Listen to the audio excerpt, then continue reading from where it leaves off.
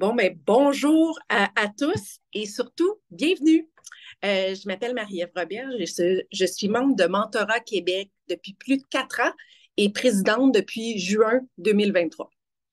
Comme vous le savez, vous ne savez pas, janvier est le mois du mentorat dans plusieurs pays dans le monde et le Canada n'y échappe pas. Mentorat Québec célèbre ses 22 ans d'existence en 2024 et continue de jouer un rôle de promoteur de toutes les formes du mentorat et aussi de créer des opportunités d'échange pour les passionnés de mentorat. Donc, Mentorat Québec est fier de vous présenter aujourd'hui, depuis le début janvier, pardon, ce 6e mois du mentorat. Cette année, la programmation se déroulera autour de la thématique le mentorat pour mieux vivre nos transitions. La programmation comprend aussi plein d'activités, donc la première édition de la Sentinelle mentorale que je vous encourage à aller télécharger sur notre site Internet et cela gratuitement. 3 webinaires et un forum en présentiel qui sera fait le 31 janvier, le dernier mercredi de janvier. Donc, je vous invite à profiter des meilleurs prix qui sont encore en vigueur jusqu'à ce vendredi. Donc, sans plus tarder, je suis super excitée et enthousiaste de vous présenter notre premier webinaire de cette édition 2024. Donc, je vais laisser la parole à Jennifer Petrella qui va nous présenter, nous introduire les panélistes, mais aussi le sujet de notre premier webinaire. Merci et bon mois du mentorat. Merci beaucoup, Marie-Ève. Bonjour tout le monde. Donc, je m'appelle Jennifer Petrella. Je suis experte en mentorat inclusif à Mentorat Québec.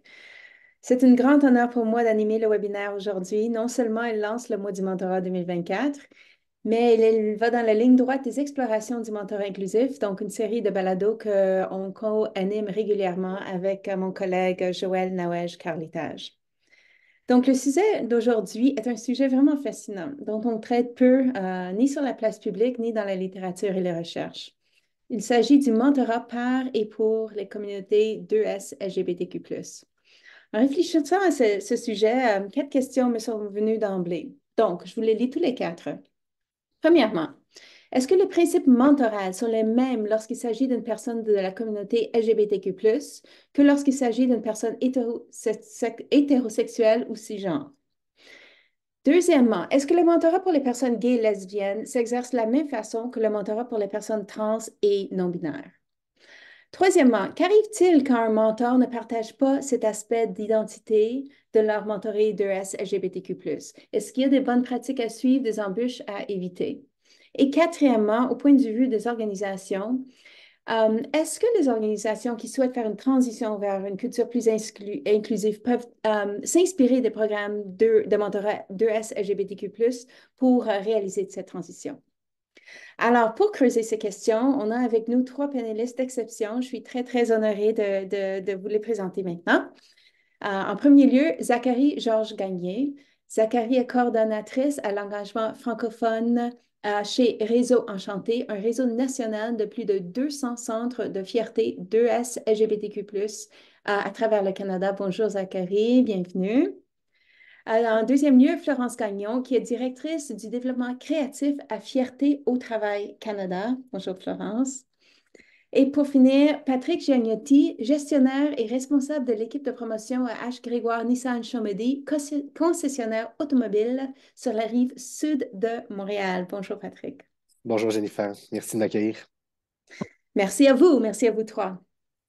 Alors, j'aimerais lancer le bal en vous demandant à chacune, de nous raconter votre première expérience mentorale en lien avec votre identité LGBTQ+. Je vais vous demander de faire ça vite pour qu'on passe aux questions par la suite. On va commencer par Florence. On t'écoute, Florence. Merci. Donc, je vais essayer de faire une histoire courte. Quand on parle de première expérience, on pourrait vraiment parler longtemps parce que ça reste des expériences vraiment significatives qui vont nous suivre tout au long de notre vie professionnelle et personnelle. Je pourrais dire, à la base, ma première expérience mentorale, ça vient d'une recherche, d'une quête vers avoir de la représentation, des modèles. Lorsque j'ai fait mon coming out à la fin de mon adolescence, là, autour de 19 ans, Les seuls modèles de lesbiennes que j'avais autour de moi, c'était Ellen DeGeneres, puis les actrices de The L Word. Donc, toute cette belle personne-là est en Californie. C'est un petit peu difficile pour moi de pouvoir m'identifier. Puis sinon, au Québec, on avait quelques lesbiennes à la télé, mais elles étaient toutes en prison. Donc, dans Unité 9, dans Orange is the New Black. Donc, c'est sûr que ça donnait pas nécessairement de la vision ou de la diversité dans les modèles qui étaient là pour nous. Donc, j'étais en quête et en m'impliquant à travers différentes sphères, j'ai eu la chance de rencontrer certaines femmes dans des positions de carrière. Dans quelques présentations où je suis allée, par exemple, au HEC, où on commençait, c'est là où j'ai trouvé les premières figures inspirantes d'autres femmes lesbiennes et queer en position, pas nécessairement de pouvoir, mais en ayant des postes où je pouvais aspirer à avoir une vie professionnelle axée sur un emploi qui me rendrait fière, en fait. Donc, je dirais Donc, que c'est dans les... au HEC, Florence, vous aviez quel âge? Moi, j'étais pas. Moi, j'ai fait mon bac en beaux-arts, comme toute personne à la recherche de tout. Mais je devais être au début des années là, des projets LGBT que j'ai lancés, donc je dirais dans les 2010-2011. C'est là où oui, je sortais dans les parties gays, mais j'étais à la recherche de d'autres types de modèles, puis c'est le web. C'est sûr qu'au début, c'est là où j'ai pu voir des conférences et des trucs. Et là, je me présentais en personne et j'allais me présenter. Et c'est un peu comme ça que j'ai accédé aux premières personnes qui ont agi comme mentor avec moi. On prend ça en note pour notre auditoire qui ne sait pas comment se trouver un ou une mentor. Merci beaucoup, Florence. Patrick. Euh, pour ma part, j'ai plus ou moins 21, 22 ans.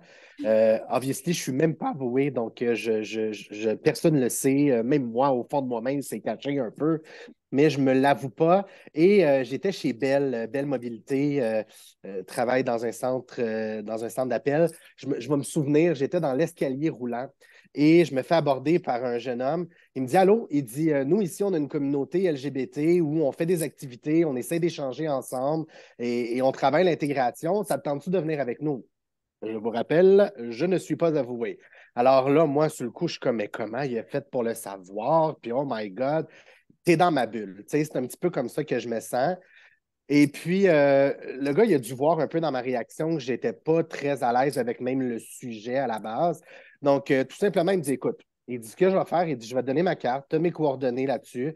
Il dit, tu viens, tu viens pas, mais moi, je vais toujours être là pour toi. Fait que je prends sa carte et l'idée a fait un peu son chemin, puis je vous avouerai que j'y suis allé. C'est flou un peu, là, si on parle de ça, ça fait 20 ans, mais j'y suis allé à mon beat, à ma cadence à moi. Puis ça a été mes premières expériences, mes premiers échanges, avant même d'avoir avoué le tout à mes amis, avant même d'avoir avoué le tout à ma famille. J'ai pu commencer à échanger, puis voir un peu c'est quoi leur mode de vie. Puis ça m'a probablement aidé un peu à voir un peu c'est quoi la réalité, parce que quand on n'est pas avoué, on voit ça bien, bien gros. Puis finalement, ben, quand tu m'as échangé avec des gens, tu te dis, ben, regarde, ils font leur bonhomme de chemin, eux autres, puis c'est pas grave. Tu sais, ça m'a comme aidé un peu à rendre la chose un peu plus normale. Fait que, il m'a respecté là-dedans, j'ai beaucoup apprécié. C'était un mentor qui s'est proposé à vous, qui a respecté votre timing, un mentor informel, juste comme ça, égal à égal. C'est une belle, très belle histoire, Patrick. Zachary. Oui, ben, Florence a parlé de se faire mentorer par le crew du L-Word. Ça, c'est le rêve. J'aurais aimé ça pour vous conter cette histoire-là aujourd'hui. C'est pas celle-là qui se déroule, malheureusement. Je dirais que pour moi, ça a été long, puis même encore aujourd'hui, c'est un peu nébuleux de trouver du mentorat queer, surtout quand je cherche peut-être à avoir un ou une mentor qui reflète mes identités, autant queer qu'étant une personne two-spirit, autochtone. Puis j'ai pas encore eu la chance, encore à ce jour, de travailler ou de discuter avec une personne qui est francophone, transféminine, autochtone, qui vit à ces trois identités, puis qui travaille un peu dans le même domaine que moi au niveau des organisations à but non lucratif, puis des mouvements de libération queer. Mais j'ai eu quand même accès à du mentorat par les pairs, soit par des gens qui naviguent les systèmes comme moi. Donc des amis, des gens que je rencontre dans des événements queer qui essaient de se bâtir leur carrière, qui travaillent à vraiment se trouver leur place dans le marché du travail. Puis j'ai réussi à avoir un peu de mentorat, peer support, si on peut dire, du support de mes pairs pour vraiment naviguer les systèmes ensemble. Mais j'ai aussi la chance d'avoir du soutien en position de leadership. Donc quand j'étais sur le conseil d'administration d'une organisation qui s'appelle Franco Queer, j'étais à la vice-présidence puis à la présidence par la suite, puis de pouvoir travailler avec des pairs qui apprennent de la gouvernance, qui apprennent du milieu qu'on est en plein plongé dedans puis qu'on veut vraiment faire rayonner. J'ai pu apprendre beaucoup des directions générales qui étaient dans mon entourage, des autres présidences, des organisations qui étaient partenaires. Puis je pense que cette relation-là de mentorat, qui est pair à pair encore, mais en position de travail similaire, ça a eu vraiment eu un bel avantage pour apprendre les différentes façons d'adopter des pratiques inclusives, des pratiques intersectionnelles réellement. Il y a de plus en plus de recherches sur l'efficacité du mentorat entre pairs. C'est très intéressant de vous entendre parler. Merci beaucoup, Zachary. Patrick, j'aimerais poser notre première question en lien avec les 4 questions qu'on a divulguées tantôt. J'aimerais vous le poser tout de suite parce que, bon, vous êtes dirigeant dans un concessionnaire automobile. À tout le monde qui a regardé nos publicités pour cet événement, ça leur a frappé l'imaginaire. Un milieu de concessionnaire d'automobile, c'est un milieu conventionnel, on peut dire. On peut même dire genré, masculin, macho même. Oui.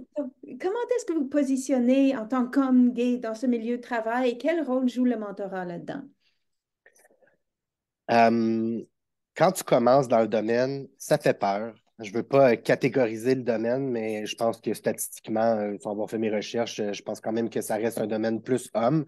Je vous avouerai même que mon père était dans l'automobile avant moi et lui aussi a eu peur quelle va être mon intégration dans le domaine, tout ça. Euh, à ma grande surprise, et on parle de mon entrée dans le domaine de l'automobile en tant que vendeur avant de maintenant être directeur, il y a déjà presque 14-15 ans, là, je pense qu'il y a 14-15 ans, les croyances, l'ouverture étaient déjà différentes. Et à ma grande surprise, ça a bien été, mieux que je pensais.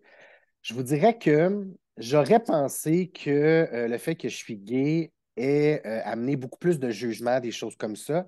Et finalement, j'ai réalisé que faut pas le prendre comme du jugement, ou du moins l'attitude des gens n'avait pas tant de jugement, plus de la curiosité. Les gens avaient parce que moi, je pense que le 3/4 des gens que je côtoyais, des vendeurs, des directeurs financiers, de mes directeurs moi-même, je pense que j'étais probablement une des premières personnes gays qu'ils côtoyaient d'aussi proche, parce qu'au travail, on passe quand même 40 heures semaine ensemble. Et ils avaient donc l'air à penser que c'était donc différent être gay, puis que ma vie est donc différente de la leur. Puis finalement, ben, tu sais, quand on est dans l'automobile, on peut être 2-3 heures sans voir de clients. Fait qu'on a le temps de se raconter nos vies, tu sais. Puis finalement, ben, le lundi, hey, puis comment ça a été ton week-end? Puis tout le monde se demande leur week-end. Et mon tour vient, je raconte mon week-end. Puis tu réalises que j'ai passé une soirée à aller au karaoké, puis j'ai passé une soirée à aller souper avec des amis, puis j'ai passé une.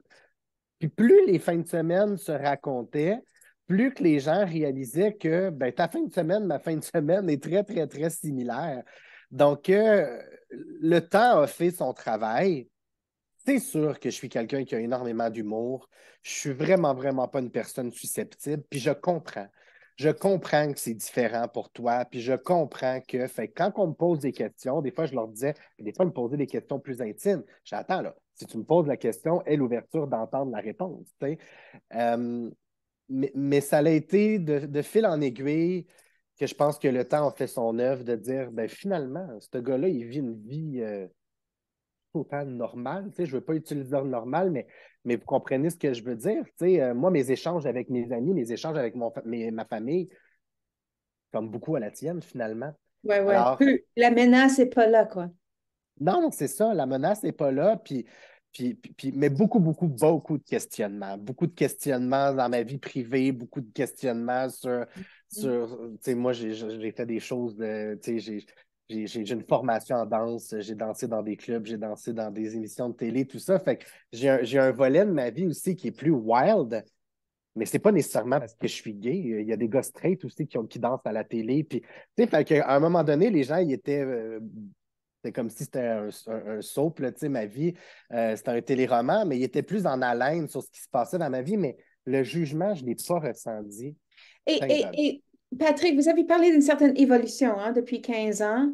Est-ce que si vous étiez trans ou lesbienne, est-ce que vous pensez que cette ouverture, cette aisance aurait été aussi présente? Euh, je pense que ça aurait été un peu plus difficile en toute honnêteté, mais je pense aussi qu'il y a une évolution à ce niveau-là. Euh, c'est sûr que tout ce qui est plus apparent, je pense que c'est plus confrontant. Moi, je suis gay, peut-être que je suis un petit peu plus maniéré, mais n'empêche que bon, mon dress code, puis bon, tout ça est un peu plus conforme. C'est sûr que quand tu es trans, tout ça, c'est plus apparent. Je pense que c'est un peu plus confrontant, mais j'ai envie quand même de répéter que puis j'ai envie d'y croire que le temps fait son œuvre, que quand tu t'intéresses à l'être humain, plus à ce qu'il projette à première vue, tu réalises que cette personne-là a déjeuné, dîné, soupé comme toi, puis elle a été faire son épicerie, puis elle a appelé sa mère peut-être une fois par semaine pour avoir de ses nouvelles, puis elle est tombée malade, elle aussi, puis elle a fait de la fièvre dans l'année. Tu sais. Fait qu'elle a vécu les mêmes défis, puis elle a vécu les mêmes échanges aussi interpersonnels. C'est sûr que Donc, cette personne qui s'intéresse à vous, Patrick, donc c'est le rôle du mentor. Est-ce que vous avez connu des mentors dans vos débuts dans cette industrie? euh, non, j'ai pas eu de mentor. Je me suis beaucoup. C'est sûr que mes craintes ont été apaisées par mon directeur, qui était mon supérieur immédiat, parce que dans mon processus d'embauche, on en avait un petit peu discuté. Puis je pense que j'avais envie aussi d'entendre que si Mhm. jamais je vivais des défis ou qu'on me mettait un petit peu à part, parce que, tu sais, le travail, ça reste quand même une micro-société, là, tu sais, en tout cas, dans un dealer automobile, c'est pas du télétravail, là, tu sais, si tu n'es pas intégré dans ton équipe, tout va être un petit peu plus plate, puis tout va être un petit peu plus difficile. Fait que moi, je le sais que j'avais besoin d'entendre que si jamais ça roulait carré, on était là pour moi. J'en ai pas eu besoin, mais mon directeur, il avait fait un suivi une ou deux fois, je me souviens, puis comment ça va ton intégration avec ton équipe. Je vois que des fois, les gens, ils viennent à ton bureau, puis ils te posent beaucoup de questions, puis te sens-tu bombardé? Est-ce que tu as envie de répondre à Ah. ça? Euh, J'avais senti qu'il t'intéressait. Est-ce que les gens respectent tes limites? Est-ce qu'ils respectent ta bulle, tout ça? Parce que je vous Beau. le dis, là, ça a vraiment suscité beaucoup de questionnements. Là. Les gens étaient Ouais. beaucoup être gays, puis me posaient beaucoup des questions, tu sais. Mais moi, je suis une personne très ouverte, puis je le répétais souvent. Là, guys, si vous me posez des questions, ayez l'ouverture d'entendre les réponses. Parce que ben, si vous allez dans des zones plus intimes ou dans des zones plus personnelles, ben, peut-être que ma réponse va être un peu différente que ce que vous avez l'habitude d'entendre, mais si vous posez la question, vous avez le plaisir d'entendre la réponse, puis je vais être honnête. T'sais. Fait que cette Ouais. honnêteté-là de me poser la question, parce qu'il faut être honnête aussi pour poser des questions, il faut être honnête de dire, ben moi, j'ai envie de te poser une question parce que je suis ignorant là-dedans. Fait que mes collègues Oui. étaient ignorants, puis il y avait cette humilité-là de dire, ben je suis ignorant, est-ce que tu peux m'éduquer? Ben moi, je me dis, ben si tu as envie d'être éduqué, moi, je vais. C'est intéressant, c'est comme un va-et-vient. Ce qu'on a, à c'était en quelque part, c'était comme un mentor en pair entre vous autres, avec Ouais. vous, un rôle de. Oui, Oui, oui, oui, j'aime c'est très ce intéressant. résumé-là, oui. Ouais, Puis, tu ouais, sais, ouais. il faut faire attention aussi parce que faut pas tirer nos conclusions non plus. J'ai pas tiré mes conclusions. J'ai pas pris pour acquis que mes collègues Ouais. me Ouais, jugeraient. ouais. Quand ils me posent des questions, faut pas être susceptible. Oui, oui, je Moi, comprends. j'ai toujours pris pour acquis que s'ils me posaient des questions, c'était parce qu'ils ne connaissaient pas, puis c'était C'est plus de excellent. l'ignorance que du jugement. C'est excellent, Patrick. Et j'ai envie de contraster votre expérience avec l'expérience de Florence, parce que Florence, son milieu spécialisé LGBTQ+, on s'entend Fierté au Travail Canada. Euh, Quelle a été votre expérience, Florence? Comment est-ce que travailler dans ce genre de milieu a affecté votre identité de professionnel et quel rôle pour le mentorat là-dedans? Je pense que c'est intéressant de comparer les deux contextes parce que je pense que je peux parler aussi peut-être un peu pour Zachary et moi de travailler dans le communautaire, ça te met dans une autre position complètement. Je pense qu'à travers d'autres emplois que j'ai eus avant de travailler plus concrètement dans le communautaire, j'ai quand même senti que j'étais une personne qui était différente des autres. Mais arrivée dans le monde communautaire, je me rends compte que je suis une des plus privilégiées de mon contexte, ce qui rend ma position de mentorée toujours en constant changement. Je pense que le milieu communautaire nous donne aussi des attentes à vouloir vraiment faire mieux que de seulement vouloir. Je pense que dans le passé, dans des entrevues, j'ai déjà dit aussi qu'on était on était normaux ou qu'on était comme les autres, mais je pense que quand on arrive dans un milieu où on voit et on est à l'écoute et témoin de d'autres réalités, je pense qu'on se rend compte que dans mon quotidien de tous les jours, par exemple, lorsque j'habitais à Montréal, je vivais moins de micro-agressions parce que je vivais aussi dans une bulle où les gens sont conscientisés aux gens queer. Là, j'habite en banlieue de Montréal. Dans mon quotidien, je suis confrontée à beaucoup plus de micro-agressions. Donc, si je me compare à d'autres personnes de LGBTQIA+, certainement que je suis en position de privilège.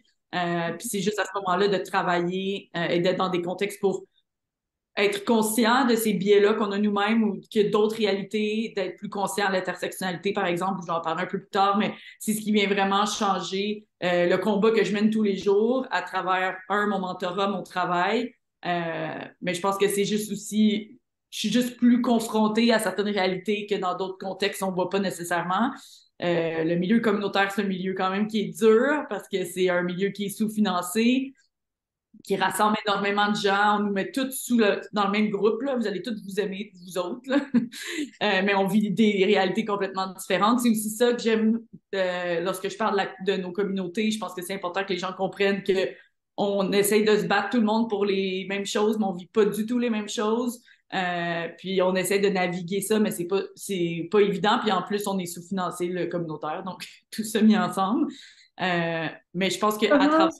Oui. Expliquez, s'il vous plaît, pour l'auditoire, qu'est-ce que vous entendez quand vous dites, il ne faut pas nous mettre tous dans le même panier, on mène des combats différents. Ben, c'est pas en fait, je pense que le combat, c'est de vraiment pouvoir vivre nos vies comme des personnes, être épanouies au travail, être épanouies dans nos vies. Mais les réalités sont vraiment différentes entre une personne racisée, queer, une personne blanche queer. On vit vraiment pas les mêmes situations. Donc, je pense que c'est là où le terme d'intersectionnalité, où les personnes vivent différentes oppressions et sont rattachées à différents groupes. Donc, ça crée des inégalités entre nous, à même la communauté de LGBTQIA+. Et c'est là où, en tant que personne cis, blanche, lesbienne, je suis quand même dans la strate très privilégiée à même nos communautés. Donc, c'est là d'être capable d'avoir cette sensibilité-là, cette écoute. Et encore plus difficile quand c'est lié au mentorat. Donc, c'est certain que pour moi, trouver une femme lesbienne dans le milieu des affaires pour me mentorer est beaucoup plus facile que pour quelqu'un qui a plus d'intersectionnalité, qui veut quelqu'un qui comprend ses réalités, ce qui est 100%, parce qu'une femme hétérosexuelle qui veut me mentorer, je suis bien d'accord, mais à des endroits, je vais être comme, s'il y a une place où je me sens lesbienne, c'est quand je vais dans des événements de femmes d'affaires, où là, tout le monde semble se ressembler, et là, je me sens très, très lesbienne. Donc, il faut toujours voir la perspective d'où on se situe, puis les intersectionnalités qui nous touchent ou pas. Puis c'est là où on peut voir vraiment la différence des vécus. Puis lorsqu'on cherche un mentor ou qu'on veut être un mentor, c'est d'être à l'écoute de ces différences-là qui font les différences entre vous et moi et entre tout le monde dans notre société. Oui. Quelle importance, pouvez-vous nous nommer 2, 3 atouts que vous avez trouvés du fait d'avoir une mentor lesbienne en affaires pour contraster à un homme d'affaires ou une femme d'affaires ou quelqu'un, une lesbienne qui ne serait pas en affaires? Pourquoi c'est... Parce que Zacharie a évoqué tantôt, tu sais, qu'elle aurait aimé trouver quelqu'un qui partage plusieurs éléments de son identité. Ça n'a pas été possible. Elle construit ailleurs. Vous semblez avoir eu cette chance-là. Qu'est-ce que ça vous a apporté? Ben, c'est certain que ça m'amène d'abord une femme lesbienne avant tout est une femme dans le milieu des affaires, ce qui est déjà pas évident. Donc, il y a beaucoup, beaucoup de femmes lesbiennes qui ne sont pas out au travail. Ça, c'est vraiment... je pense qu'en évoluant à travers les années, j'en suis venue à vraiment respecter ça parce qu'il y a des gens qui ont fait le choix aussi de vouloir évoluer dans leur carrière, puis ça leur appartient.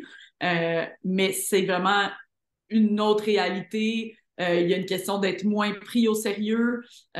Donc, je pense qu'à travers d'avoir vécu avec ma mentor, ça a été beaucoup de me donner confiance en mes moyens, de des fois ne pas laisser certaines personnes nous taire. Là. Je pense qu'il y a aussi beaucoup... on parle du boys club en général dans la société. Je pense que les hommes gays aussi, c'est pas tout le monde, mais je parle les hommes gays sont quand même en situation de pouvoir et ont mené toutes les organisations depuis toujours. Donc, d'avoir des femmes qui viennent prendre de la place, c'est certain que ça fait une différence. Donc, j'ai été beaucoup inspirée par mes mentors à travers le temps, à juste ne pas être gênée de prendre ma place. Je pense être capable, je pense que les femmes aussi, on a cette sensibilité-là aussi de vouloir amener des gens avec nous. Donc, il y a vraiment tout ce concept de communauté, de bien-être. Mais c'est beaucoup dans l'assurance, puis dans être d'accord avec prendre sa place et prendre la place d'autres gens aussi. Où je pense que des fois, dans l'esprit, les hommes ont peut-être moins cette gêne-là que nous, on a. Mais overall, c'est juste vraiment d'avoir des modèles. Là, j'aime ça, ramener ça au fait de... Ça te fait juste sentir vraiment mieux dans ta peau, puis dans ce que tu sens que tu peux être capable de faire. Voilà, je pense que c'est juste des histoires positives. On parle souvent dans la communauté des trucs qui sont plus négatifs, de ce qui est difficile. Mais si on avait plus d'histoires positives aussi, je pense que les jeunes ont énormément besoin de modèles. Puis même les moins jeunes, là, certaines femmes d'affaires qui étaient dans le placard dans les dernières années, il y en a certaines qui sont sorties du placard parce qu'elles ont vu cette espèce d'empowerment-là aussi, d'avoir la possibilité de prendre sa place. Excellent. Vous semblez convaincu, vous avez éprouvé vous-même les bénéfices d'un mentor, vous venez de le nommer. Et puis, le rapport qui a été publié cet automne par Fierté Canada, donc je parle s'appelle Diriger avec fierté, pratique exemplaire pour l'avancement du leadership d'ES LGBTQIA+. Ce rapport-là, j'ai vraiment beaucoup apprécié. Il nomme le mentorat et le parrainage comme recommandations clés des leaders d'ES LGBTQ+. Donc, c'est très intéressant. Pourtant, les recommandations, c'était pour le mentorat informel et non pas pour des programmes de mentorat en soi. J'aimerais comprendre d'où ça vient, cette recommandation-là, pour quelles raisons on la met de l'avant. Oui, en fait, pour faire une histoire courte, le rapport, c'est vraiment l'analyse de parcours. On a suivi le parcours de 23 leaders queer et trans, puis des pratiques en milieu de travail de 13 organisations, que ce soit au privé ou non, sans but lucratif. Donc, ça a été quand même un certain échantillonnage. Et à travers ce qu'on a pu constater, on parle des relations. Lorsque le mentorat est informel, il y a plus de chances de refléter les identités des dirigeants en question. Lorsqu'il y a des programmes, en fait, le problème avec les programmes de mentorat formel, c'est que les participantes qui auraient participé à des programmes plus formels ont rarement eu des mentors avec des identités croisées. Donc, c'est ce qui a été rapporté. Donc, lorsque le mentorat est informel, souvent les gens sont capables d'aller trouver des gens. Donc, je peux donner un petit bout là, du rapport. Là. Il y a une femme trans latino-américaine handicapée et issue de l'immigration qui a décrit avoir de la difficulté à essayer de trouver un mentor qui reflétait les mêmes réalités. Parce que souvent, ces gens-là sont épuisés, qui ont une vie, puis qui n'ont pas nécessairement déjà ces personnes-là du soutien pour elles. Donc, de devenir un mentor en plus, c'est difficile. Donc, encore une fois, ça vient avec l'intersectionnalité, qui est vraiment un élément clé, surtout en question de mentorat. Donc, je dirais que comme ça s'est fait dans certaines personnes autour de moi ou même à travers moi, si j'avais fait partie de programme, je pense que j'aurais été sûrement jumelée avec une femme d'affaires. Mais peut-être pas une femme d'affaires queer. Donc, je pense que c'est allé plus organiquement à travers mes implications où là, j'ai pu rencontrer des gens. Mais encore une fois, c'est ça. Ça revient à vouloir vraiment pour que ça fonctionne vraiment, je pense qu'il faut vraiment qu'il y ait vraiment au moins une sensibilité au niveau des intersections. Oui, oui. Et ça revient aussi à l'offre, parce que si, comme vous dites, si un programme de mentorat traditionnel ne se décline pas sur ces facteurs d'identité-là, ben l'offre n'est pas là. Par contre, il y a une bonne nouvelle, c'est que les programmes de mentorat LGBTQ+, émergent. Donc, il y a la Chambre de commerce canadien qui en a un. Il y a Queer Tech qui en a un autre pour les personnes en tech, quoi. Et puis, il y a sûrement d'autres que j'ignore. Donc, c'est bon de savoir. Zachary Georges, on parlait, tu sais, on parle beaucoup de l'importance des facteurs en commun. Mais on sait, comme vous l'avez dit, bien donné l'exemple, que, tu sais, il n'y a pas il y a pas un mentor LGBTQ+, autochtone, francophone pour tout le monde. Probablement que vous allez être une des premières un jour. Euh, donc, dans les cas de figure où il y a un mentor cis hétéro qui est jumelé avec une personne LGBTQ+, avec d'autres facteurs, exemple, dans un milieu de travail. Um, Puis cette personne-là a une volonté, telle que vient de l'évoquer Florence. Quel conseil lui donner pour que ça fonctionne au mieux? Hmm. C'est vraiment une question intéressante. Je pense que c'est particulièrement important de regarder au type de relation qu'on construit avec un ou une mentorée qui est queer, trans, non-binaire, two-spirit. Et quand on ne connecte pas à ces identités-là, premièrement, il faut reconnaître on a beaucoup d'espace pour faire des erreurs, puis causer des micro-agressions, causer peut-être des traumas dans le milieu d'emploi. Juste de reconnaître qu'on a la capacité d'avoir cet impact-là sur cette personne-là, c'est une première étape qui est très importante parce que ça nous rappelle à être conscient, consciente des actions qu'on prend, du pouvoir qu'on a, de chaque chose qu'on dit, chaque question qu'on pose, chaque action qu'on entreprend pour soutenir cette personne-là va avoir un impact, pas juste lors de la 30 minutes de la conversation qu'on va avoir, mais probablement dans les 3 prochains mois que cette personne-là va naviguer une certaine situation en emploi. Donc, de reconnaître son impact, de reconnaître son pouvoir, c'est super important. Puis le deuxième conseil que je donnerais, aux personnes qui ne connectent pas particulièrement aux identités de leur mentoré, c'est de penser à la relation, oui, d'un niveau professionnel. Souvent, on va vouloir garder un niveau où on donne des conseils au niveau du travail, mais d'être flexible au niveau aussi des lignes qu'on crée entre le professionnel et le personnel. Parce qu'on le veut ou qu'on ne le veut pas, les identités queer, des identités racisées apportent une notion personnelle au travail constamment. On navigue une identité qui est propre à nous et que malheureusement, qu'on le veuille ou pas, notre emploi, le marché de l'emploi crée une situation où on est obligé de se sentir un peu mal à l'aise par rapport à notre propre personne et pas à notre carrière, pas à nos compétences, mais simplement quelque chose qui est propre à nous. Et donc, de regarder nos relations de mentorat comme étant des relations personnelles, c'est super important.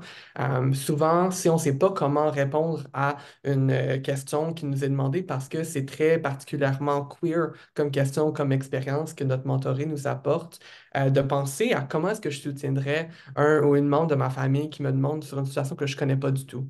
Que ce soit les finances, les impôts, des choses que je ne connais pas grand-chose. Comment est-ce que je démontrerais mon soutien, c'est important la question qui m'est demandée, puis que je veux apporter de l'aide sans assumer que je connais tout dans ma réponse.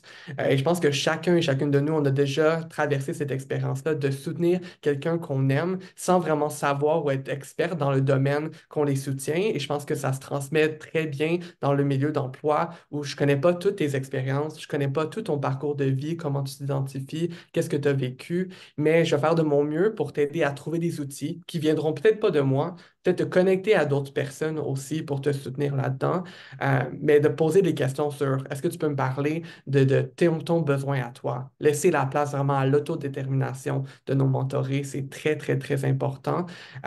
Puis de juste savoir qu'on a une personne qui est disponible pour nous aider, même si cette personne-là comprend peut-être pas tous nos lourdeurs avec lesquelles on traverse le milieu de l'emploi, ça peut avoir un grand, grand, grand impact. Si j'avais à mettre un nom sur la valeur que vous venez d'évoquer, je dirais peut-être l'humilité. Est-ce que ça correspond? Absolument, l'humilité, puis de donner la dignité à l'autre personne de naviguer la relation de mentorat comme elle le souhaite. Mhm. Florence, est-ce que vous avez des ajouts en termes de conseils pour... Oui. Très bon, j'arrêtais pas de hocher de la tête. Ben, j'ajouterais peut-être une perspective. Je sais qu'on avait parlé chez Ferto Travail, on donne des formations en entreprise sur comment être un bon allié en milieu de travail. Donc, je peux donner quelques exemples au niveau du tous les jours dans l'espace de bureau. Je pense que, comme Zachary disait, je pense qu'on n'est pas là pour éduquer les gens. Donc, l'auto-éducation, c'est hyper important. Donc, de devoir aller au travail et de constamment faire de l'éducation, vraiment, on devrait être payé en plus pour faire tout ça, ce qui n'est pas le cas. Mais sinon, l'auto-éducation, on parle de webinaires qui sont offerts par plein d'organisations, plein d'organismes à but non lucratif au Québec qui offrent leurs services et qui sont là pour ça, incluant Fierté au travail, mais plusieurs au Québec également. Des bons vieux livres, il y a toujours des livres qui existent. Puis ce qui est bien, c'est que souvent, les livres, on peut les acheter dans des bookstores, dans des librairies queer. Donc, en plus, on soutient le commerce queer et les communautés queer. Donc, il y a beaucoup de ressources sur Internet également. Il y a un guide qui a été fait par les Trois Sexes et le Club Sexu qui s'appelle Apprendre à nous écrire, qui est sur l'écriture inclusive, qui est super intéressant et vraiment qui est un guide de ressources qui a été créé au Québec et qui est génial. Sinon, il y a l'auto-éducation, il y a l'intervention, donc être prêt à soutenir quelqu'un, un ou une collègue qui veut aller aux ressources humaines, par exemple. Répondre aux commentaires, donc l'intervention, c'est lorsqu'on entend quelque chose qui nous fait sentir pas bien, là, mais en tant qu'allié, on peut être la personne qui va venir intervenir et soutenir une personne queer, puis militer en faveur du changement. Donc, être la personne à l'interne qui milite pour l'ajout de pronoms, l'inclusion de pronoms, qui va militer pour avoir des toilettes inclusives. Donc, il y a ce côté-là qu'on peut faire comme étant un allié. Et bien entendu, soutenir la communauté, donc nos groupes ressources employées, donc que ce soit des comités ou des groupes ressources employées, à même les entreprises. On veut les soutenir pas seulement pendant la fierté pour venir marcher avec eux, mais les soutenir. Hey, moi, je travaille aux communications, je pourrais vous aider à travailler certaines choses. Donc, il faut que ça vienne de différents départements pour leur donner les moyens de leurs ambitions. Aussi, au groupe ressources employées, on sait que c'est des gens qui font ça bénévolement. Puis sinon, soutenir nos collègues tout au long de l'année, donner à des organismes, et pas juste durant la période de la fierté. Donc ça aussi, on encourage les gens à s'intéresser à soutenir nos communautés, mais pas seulement pendant l'été. Quel bon point.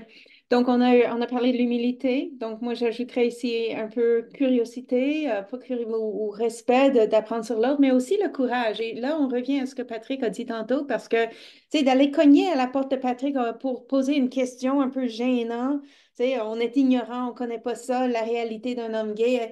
Il y a aussi un rôle pour le courage là-dedans. Le mentor doit être courageux. Est-ce que c'est juste, Patrick? Bon, pardon. Oui, définitivement. Puis je pense que, tu sais, pour moi, un mentorat, c'est quelque chose qui se fait en équipe, c'est quelque chose qui se tricote ensemble aussi. Un mentor n'est pas obligé d'avoir toutes les réponses non plus du jour au lendemain. Un mentor, tu sais, des fois, je vais faire un parallèle avec mon domaine de la vente. Tu sais, des fois, moi, mon travail en tant que directeur, des fois, il y a des vendeurs qui viennent me voir et qui me disent Patrick, ce client-là, je sens que je suis sur le bord d'y vendre une auto, mais il manque un petit quelque chose, puis je ne suis pas capable d'y arracher un dépôt, tu sais, dans notre jargon de vente automobile. Puis là, les vendeurs, des fois, ils veulent me briefer un peu, me dire bon, ben regarde, tu veux-tu l'appeler pour moi, puis essayer de discuter avec mon client. Puis là, ils veulent essayer de me donner beaucoup d'informations sur le contexte. Des fois, je suis comme arrête. Laisse-moi appeler ton client, laisse-moi apprendre à le connaître, puis après ça, je vais avoir plus de chances de lui vendre un auto. Ce que je veux dire, c'est laissons-nous la chance d'apprendre à nous connaître. Puis oui, on peut aller chercher différents outils, mais laissons-nous la chance d'apprendre à nous connaître. Puis après ça, tricotons quelque chose ensemble. Puis c'est correct que ça se passe comme ça. On n'est pas obligé d'avoir des réponses déjà toutes faites, puis on n'est pas obligé déjà d'avoir un plan de match déjà tout fait quand on veut débuter un processus de mentorat. Faisons-le ensemble, dis-moi tes craintes, puis je vais t'aider à mettre des outils de l'avant, puis on va le faire ensemble. Fait à tous les mentors qui veulent devenir un mentor, mettez-vous pas la pression d'avoir toutes les réponses, puis empêchez-vous pas de devenir un mentor parce que vous n'avez pas toutes les réponses. Vous allez apprendre à connaître la personne que vous voulez mentorer. Vous allez apprendre à connaître ses défis, ses craintes. Vous allez apprendre à connaître l'équipe aussi dans laquelle cette personne-là doit s'intégrer. Puis quand vous allez avoir un picture qui va se dresser, là, vous allez pouvoir commencer à vous adapter. Mais n'ayez pas la conviction de vouloir avoir toutes les réponses dès le départ, puis même que ça pourrait être néfaste. Parce que si on prend les réponses qu'on connaît déjà, puis tout de suite, on veut les mettre de l'avant, bien, ça manque de personnalisation, ton plan de match. Donc, donne-toi la chance d'apprendre à connaître ton contexte, puis après ça, réagis. C'est vraiment comme ça que moi, je le verrais, tu sais. Ah, c'est intéressant, c'est très intéressant. Zachary, je prends les paroles de Patrick, donc un contexte, c'est toute l'équipe qui compte et pas juste une personne, une à un, parce que bon, Exact. on n'évolue pas. Donc, et puis ça me vient à l'esprit, parfois on pense que, bon, les communautés de LGBTQ+, vivent beaucoup d'obstacles dans la vie courante.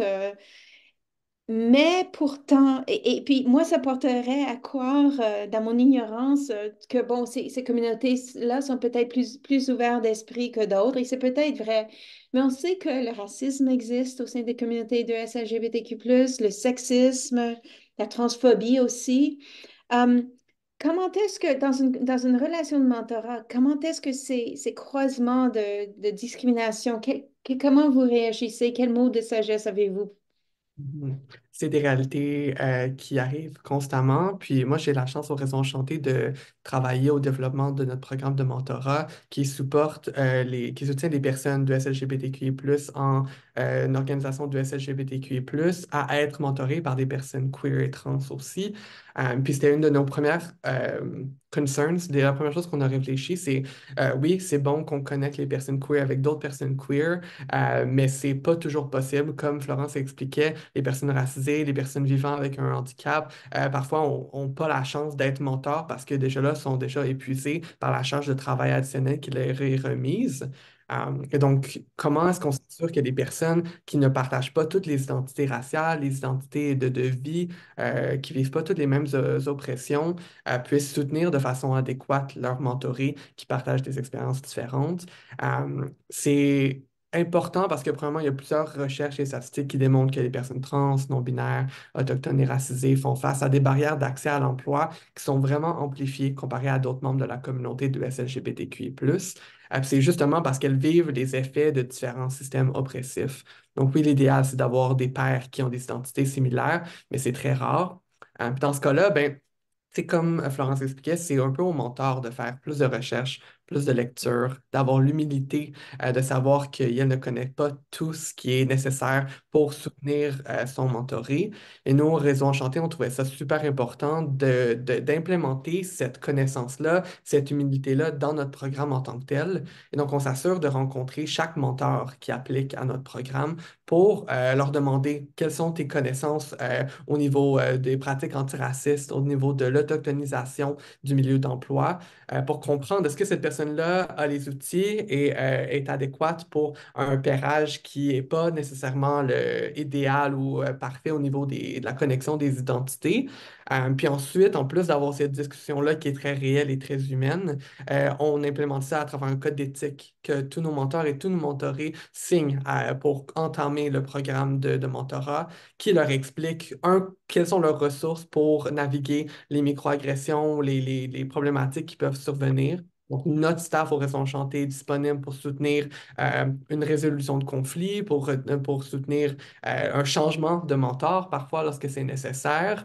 Mais on leur donne des outils aussi, puis on leur demande de s'engager à être ouverts d'esprit, mais aussi à assumer qu'ils vont faire des erreurs, puis de traverser ces erreurs-là avec humilité, avec respect, avec dignité. Puis on trouve que ça a vraiment un impact important sur le confort, autant des mentors que des mentorés à s'engager dans des relations mentorales parce qu'elles savent qu'il y a des ressources qui sont mises en place pour les soutenir. Puis en plus, ces personnes-là savent que leur mentor ou leur mentoré se sont engagés aux mêmes choses qu'elles. Et donc, il y a un entente, un agreement qui est très, très, très partagé entre les deux. Et ça, on trouve que c'est super important. Puis d'ailleurs, on est à la recherche de nouveaux mentors en ce moment pour notre cohorte d'hiver 2024 et d'été 2024. Et donc, sur notre site web enchanténetwork.ca, vous pouvez retrouver des informations pour joindre le programme et soutenir les personnes de partout au Canada. Ben, on les encourage parce que c'est certain qu'avec un programme de cette qualité, ça va être très valorisant, autant pour les mentors que pour les mentorés. Euh, donc, il nous reste 15 petites minutes et j'aimerais en profiter pour jouer un petit peu. Donc, je vous propose des mises en scène ou des scénarios. Donc, pour nos auditeurs, auditrices, on va mettre les trois panélistes devant des cas de figure pour leur demander leurs meilleurs conseils. Voilà. La première mise en scène, ça sera pour vous, Zachary. Donc, j'aimerais ça que vous vous mettiez dans la peau d'un mentor ou d'une mentor que vous venez tel que vous venez de le former au réseau Enchanté.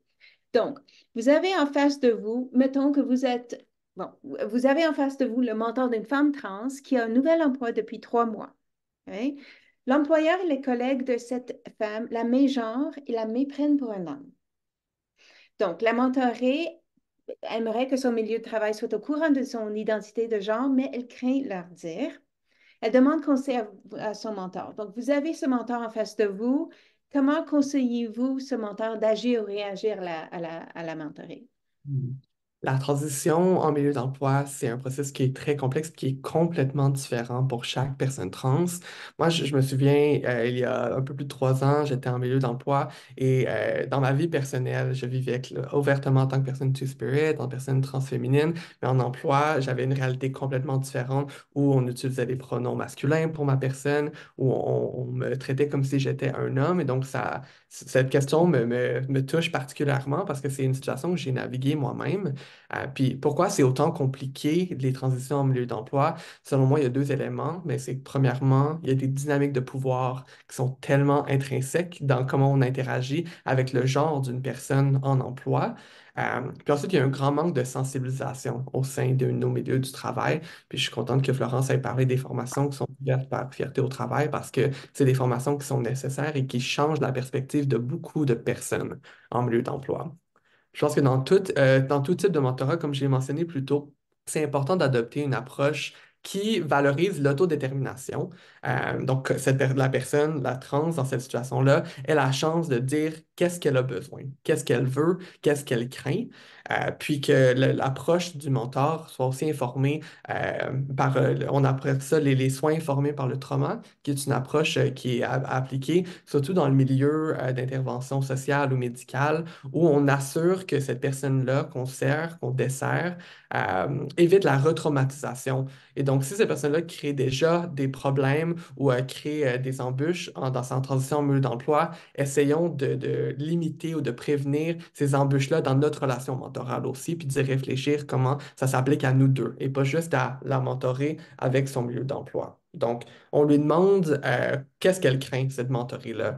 Est-ce qu'elle craint de perdre la confiance de ses collègues? Est-ce qu'elle craint de devoir naviguer des situations qui sont embarrassantes? Est-ce qu'elle craint même de perdre son emploi? Parce que malheureusement, ça arrive encore aujourd'hui. Puis ensuite, mais c'est de lui offrir les informations disponibles. Donc, ça, c'est peut-être de la recherche à faire, mais il y a des protections légales, par exemple, qui protègent les droits des personnes, des travailleurs, travailleuses contre les discriminations basées sur l'identité de genre ou l'expression de genre. Ça ne veut pas dire qu'elles n'arrivent pas, ces discriminations-là, mais parfois de connaître ces protections légales, ça nous fait un sentiment de empowerment où on est capable de s'assumer puis de s'affirmer un peu plus parce qu'on sait que la loi est de notre côté, même si ce n'est pas toujours la réalité. Puis ensuite, on peut peut-être travailler à développer un plan de transition.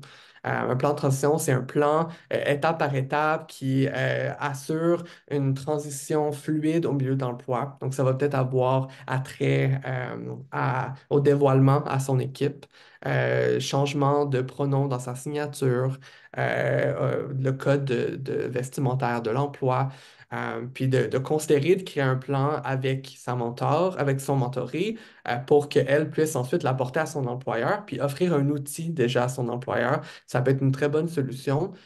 Puis il y a un guide justement qui s'appelle Guide à l'intention des employés, deux esprits transgenres, non-binaires, de la pluralité de genre dans les fonctions publiques fédérales, qui donne beaucoup d'outils par rapport à ça. Puis, il y a un guide qui a été développé par la Fondation Émergence qui s'appelle Intégrer les personnes trans en milieu de travail, qui offre un exemple de plan de transition aussi. Donc, il y a plein de ressources déjà qui peuvent soutenir les mentors à soutenir leur mentoré trans dans la transition de genre en milieu d'emploi.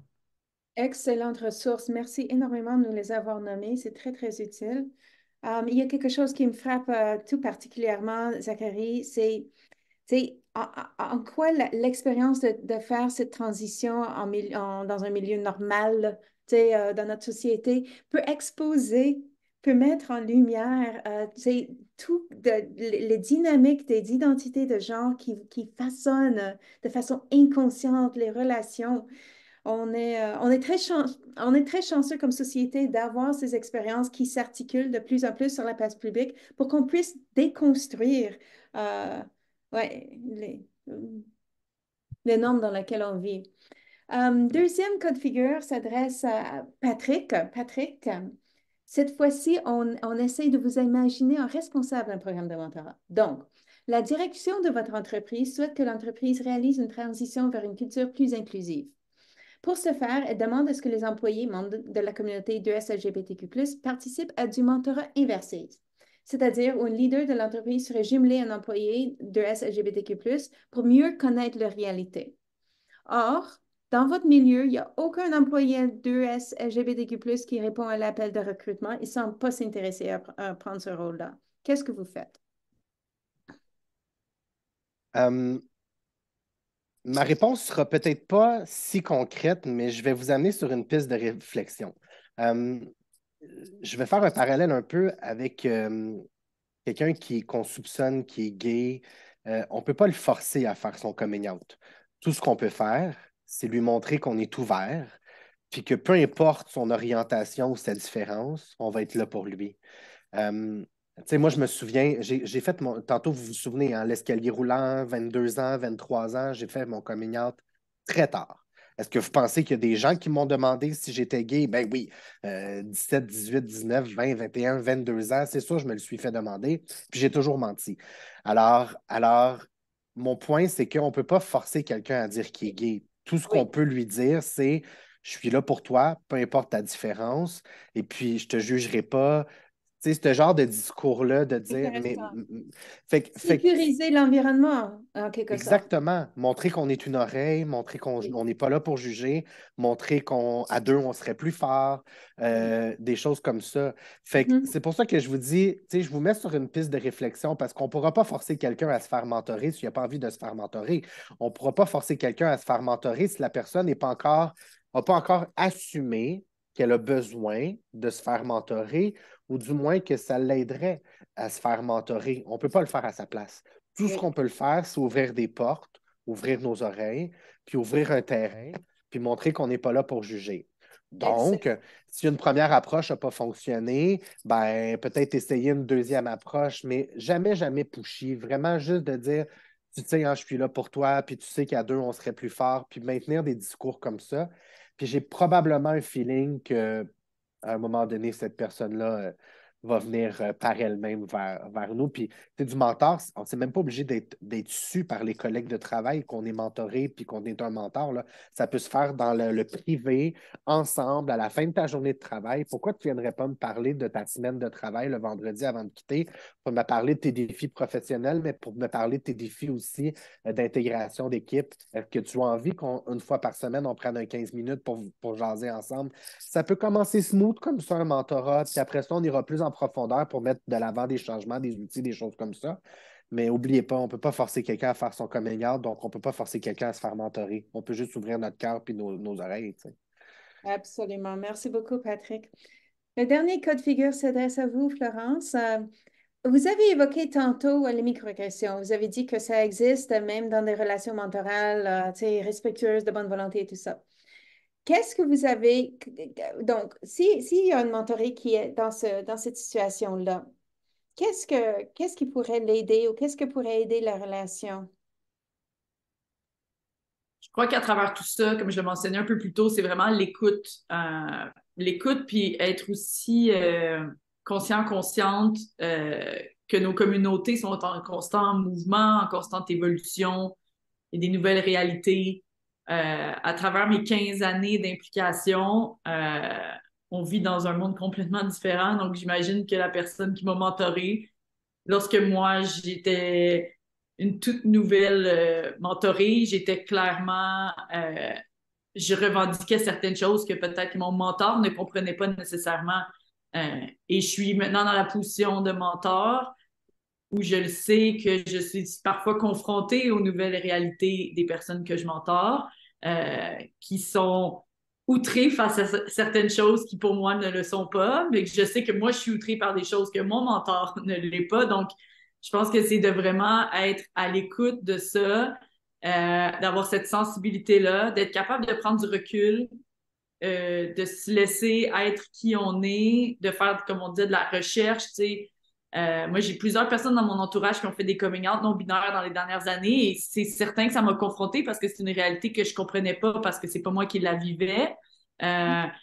Et j'ai dû, avec ma femme, on se pratiquait à parler non-genré dans la maison pour être meilleur, pour que lorsque ça arrive dans un contexte, on ne fasse pas d'erreur. Donc, il y a ce côté-là à être constamment en train d'apprendre, puis d'être conscient de ces apprentissages-là qui doivent être faits. On ne peut pas demander aux gens revendiquer des choses puis pas être prêt à être à l'écoute d'autres personnes qui revendiquent des choses. Donc, il y a vraiment cet angle-là que je pense qui est important dans la relation mentoré-mentorat parce que ça continue à changer, parce qu'on ne vit pas nécessairement dans les mêmes contextes, même si on a les mêmes identités. Donc, ma mentor, qui est une femme lesbienne, a ses propres vécus. Moi, je deviens une femme lesbienne de plus en plus matante, ce qui fait que j'apprends T'as rien vu encore, Florence.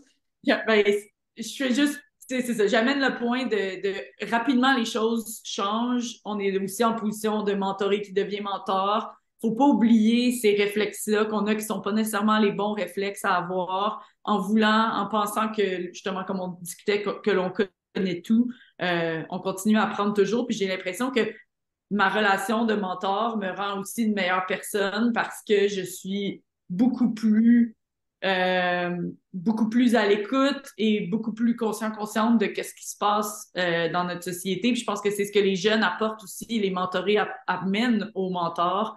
Je pense que cette relation-là devrait être aussi vue comme un échange, puis pas nécessairement juste au mentor qui apprend des choses au mentoré. Absolument. Et c'est sur cette belle note d'espoir et de positivisme qu'on termine notre webinaire aujourd'hui. Notre heure est déjà écoulée. Alors, j'aimerais remercier à nouveau très chaleureusement nos trois panélistes, Zachary-Georges Gagné, Florence Gagnon, Patrick Jagnotti, aussi nos partenaires du mois de mentorat. J'encourage tous ceux et celles qui veulent avoir une identité de mentor à regarder le site web de Réseau Enchanté. On cherche des mentors. Et si ce n'est pas là que vous allez être mentor, ben, trouvez un autre endroit parce que c'est une expérience très valorisante, comme vient de le dire Florence. Donc, les activités à venir, donc tout le mois de janvier, il y a des activités organisées par Mentorat Québec au courant du mois de mentorat. Ici, mercredi, à la même heure, on a un webinaire sur la pénurie des mentors pour nos jeunes. Le 24, mercredi, encore à la même heure, le circuit PME, donc une trousse d'outils conçue par Mentorat Québec pour implanter le mentorat dans les petites et moyennes entreprises. Et le tout se culmine le mercredi 31 janvier par notre forum de mentorat en présentiel à Montréal. On espère vous y voir. Merci d'avoir été les nôtres. À la prochaine. Au revoir. Merci.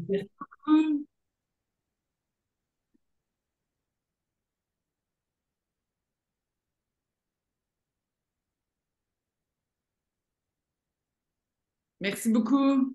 Merci, Florence. Florence. Merci Vous vraiment. avez besoin d'autres choses. Ça pourrait être intéressant de faire parvenir le rapport aussi ensuite.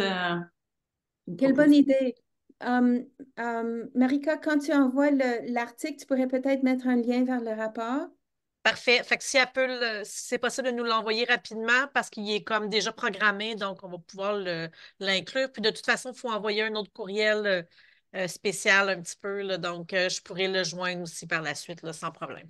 Parfait. J'ai ton courriel, Marca? J'imagine que Oui, j'étais dessus. Ben, hier, tu m'as répondu quand que je t'ai envoyé un courriel. excuse-moi, retour au travail. Il n'y a pas de problème. Un Je t'envoie ça. instant. Merci beaucoup. Merci Merci à beaucoup. toi. Merci à toi. Au revoir. Au revoir. Merci,